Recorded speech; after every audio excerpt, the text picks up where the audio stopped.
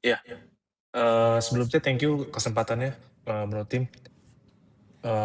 Pertama posisi gue tuh sekarang lagi di Australia, Ya, eee, kerja di Australia udah 3 tahun, income per bulan tuh sekitar ini gue total berdua ya sama ya. pasangan. Pakein rupiah aja ya, karena Jadi audiens kita banyak yang pakai rupiah di sini. oke, jadi kalau per bulan tuh dirupiahin sekitar 120 juta, Ya, dengan savings rate-nya tuh di sekitar 50%, berarti oke. bisa simpan 60 bersih tuh juta. sekitar 60 juta, ya. Nah, kemudian untuk posisi cash sekarang itu ada di 36 juta, Ya, dan ada sama bulan depan kan ada tax return dari setiap bulan Juli, ya, itu mungkin di kisaran 75 juta, jadi total 110. ya. Terus eh, ada di saham US itu ada sekitar 85 juta, dan saham Indonesia itu ada sekitar 175.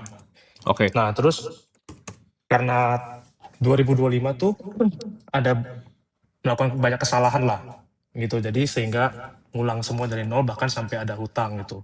Oke. Itu sekitar 240 juta. Oke. Nah, kemudian untuk pertanyaannya itu, eh, di kondisi cash flow yang sekarang itu, apakah gue lebih baik likuidasi semua porto untuk bayar hutangnya, Ya. atau dari cash flow mingguan untuk cicil ke hutangnya? Itu yang pertama. Oke. Terus yang kedua itu, cara gue untuk capai 1 miliar pertama tuh butuh berapa lama gitu, Cara untuk apa, sorry? dan bagaimana capai 1 M pertama. Oke. Ini bakal tetap di Australia kan? Iya, untuk sementara waktu, karena kondisinya masih minus gitu. Oke. Berarti income kamu 120 juta ya?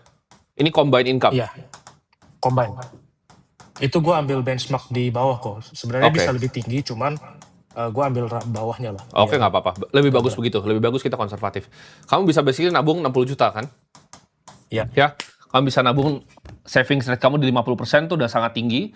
Yang pertama ya, ini saran dari gue.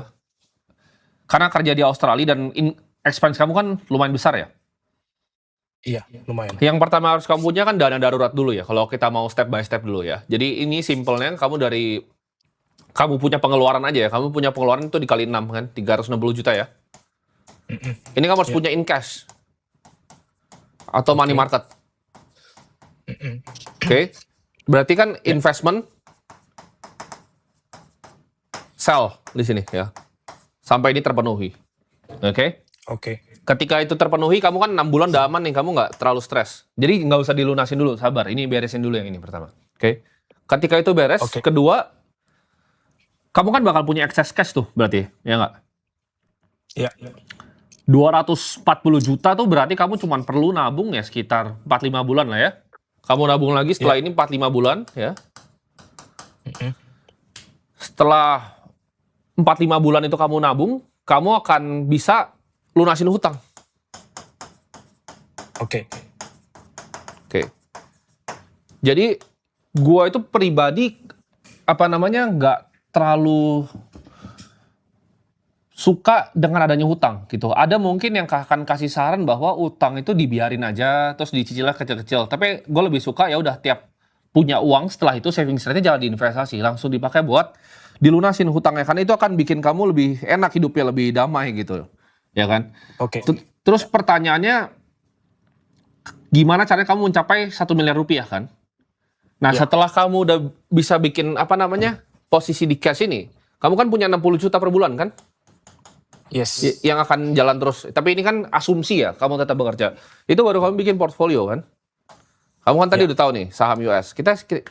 We make it very simple aja. Ini saham US nih, jangan stock pick ya. Beli indeks aja ya. Oke. Ini kamu beli bond di sini ya, terserah lah, mau Australia, mau Indonesian bond juga bebas ya kan. Tapi let's say ini returnnya 0 deh, kita bikin 0% gitu kan. Dari 60 juta sebulan ya, untuk kamu mencapai 1 miliar dengan 0% aja itu mungkin sekitar 16, sekian ya bulannya. Kamu bisa dapat gitu kan. Cuman kamu berarti 1 tahun 4 bulan. Kalau kamu returnnya bisa jadi 12%, ini bisa turun 1 tahun 3 bulan gitu kan? Ya, Jadi kamu akan mencapai 1 miliar dalam 1 tahun 3 bulan. 3 bulan. Tapi setelah ini selesai ya, ini selesai juga gitu. Jadi kalau dari timeline ini kamu bisa beresin semua mungkin dalam ya 2,5-3 tahun lah ya. Assuming kamu masih kerja Oke. ya dan combine income kamu kan kamu bagus nih, kamu kasih batas bawah. Emang seharusnya begitu. Iya. Jadi step by stepnya begini ya. Yang pertama fill dulu dana darurat karena di investasi itu paling penting kamu punya fondasi gitu loh, ya kan? Ini kan Oke. investasi nih. Nah ini fondasi nih sama. Oke. Waktu itu gue belajar di salah satu kelasnya Ray Dalio. Ray Dalio itu kan bikin masterclass ya, gue lupa udah lama. Dia bilang bahwa karena dia pernah bangkrut tahun 1971 ya. Jadi yang dilakukan Ray Dalio adalah dia bikin fondasinya. Jadi ini harus punya nih kalau dia sih 12 sampai 24 bulan ya. Oke. Sebelum mulai ngapa-ngapain. Jadi investasi kan ibaratnya masuk ke hutan nih, ya nggak? Lu kan belajar, lihat-lihat gitu kan. Even lu beli indeks pun lu harus perhatikan kan secara makro apa yang sedang terjadi begitu. Jadi fondasi ini penting sekali ya sebelum lu mulai berinvestasi. Nah, berinvestasi itu di sini. Investasi ini ketika fondasinya udah kuat. Jadi percuma kita mikir mau investasi sana sini, satu apalagi kamu punya hutang gitu kan. Karena ini Ya. akan nge-drag savings rate dong. Buat apa kamu cicil 30 juta ya semuanya aja langsung hantam. Karena kalau dia nggak lunas, savings rate kamu tambah kecil. Betul? Betul. Nah. Tadinya tuh gue mikir karena nggak mau lunasin tuh, nggak mau langsung lunasin karena ini bukan hutang yang berbunga gitu, Bro. Oke, nggak apa-apa. Nggak masalah Ya. gitu loh. Malah kalau bukan hutang yang berbunga ya nggak apa-apa. Tapi lunasin aja. Kalau saran gua ngapain pusing-pusing ada hutang ya. Karena hutang tuh beban. Oke. Lu bisa bikin keputusan bekerja yang lebih baik, lu bisa bikin keputusan investasi yang baik. Kecuali format hutangnya beda gitu. Kalau hutang yang personal seperti ini, gue selalu sarankan untuk lunasin. Kecuali lu punya korporat besar ya kan, lu ada kontrak gitu kan, kontrak lu udah fix dibayar, terus lu mau pakai capital dari bank untuk fulfill needs-nya dari kontrak itu silahkan. Itu beda, itu hutang yang beda Oke. cerita gitu. Tapi kalau hutang personal yang seperti ini, lebih baik dilunasin semua gitu. Nggak enak, kalau personal tuh ada di balance sheet kita kan pribadi kan, kita ada neraca kan. Di balance sheet pribadi kita ada hutang tuh nggak enak ya. Dan gue selalu avoid itu, gue nggak pernah saranin orang di KPR, gue nggak pernah saranin orang untuk nyicil mobil, gue nggak akan saranin orang untuk berhutang untuk bikin bisnis tuh nggak pernah. Ya. Ya. Mungkin saran gue ini agak sedikit beda dengan yang lain, cuman kan balik lagi hasilnya ya gue bisa seperti ini karena gue pakai framework seperti ini gitu. Ada orang yang bilang boleh hutangnya dibayar cicil tipis-tipis, ada yang bilang juga nggak apa-apa berhutang gitu. Yang penting punya rumah dulu gitu, karena rumah akan jadi aset. Gue nggak setuju dengan semua financial advisor yang ngomong seperti itu. Ya. Menurut gue mereka nggak tahu apa yang mereka omongin. Jadi hutang itu selalu diberesin duluan. Oke? Oke.